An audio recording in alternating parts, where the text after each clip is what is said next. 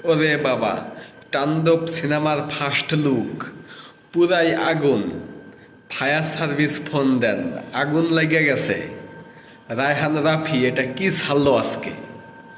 শাকিব খানের জন্মদিন, ওই দিক দিয়ে বরবাদের গান আসতেছে, এই দিক দিয়ে তাণ্ডব সিনেমার ফার্স্ট লুক বের হয়ে গেল।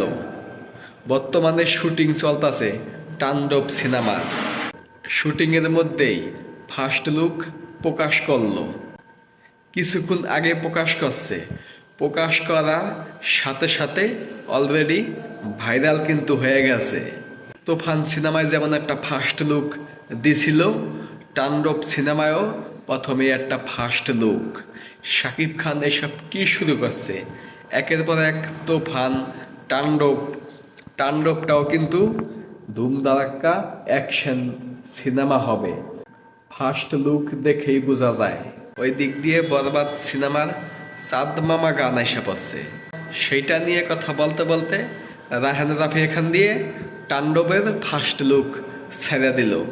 যদিও এখনো শাকিব খানের পেজ থেকে এই লুকটা ছাড়া হয় নাই, রায়হান রাফির ফেসবুক প্রোফাইল থেকে এটা ছাড়া হয়েছে। এটা অফিসিয়াল ফার্স্ট লুক তাণ্ডব সিনেমার, ফ্যানমেড পোস্টার না।